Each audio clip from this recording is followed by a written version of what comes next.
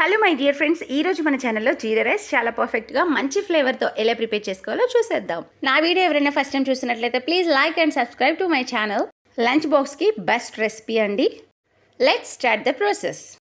ముందుగా 2 టేబుల్ స్పూన్ల జీలకర్ర, అలాగే 1.5 స్పూన్స్ షాజీరాని ఇలాగా నానబెట్టుకోవాలండి. నీట్గా వాష్ చేసి డైరెక్ట్గా మనం జీలకర్ర షాజీరాని వేయకుండా ఇలా నానబెట్టడం వల్ల మంచి ఫ్లేవర్ అండ్ టేస్ట్ కూడా ఉంటుంది. రైస్ని ముందుగానే సాల్ట్ యాడ్ చేసి ఇలా కుక్ చేసుకోవాలండి. మీరు ఇక్కడ ఏ రైస్ అయినా తీసుకోవచ్చు. నేను నార్మల్ రైస్ తీసుకున్నాను. స్టవ్ వెలిగించి ప్యాన్ పెట్టుకుని 2 to 3 స్పూన్ వరకు మనం చేసే క్వాంటిటీని బట్టి గీని యాడ్ చేసుకోవాలండి.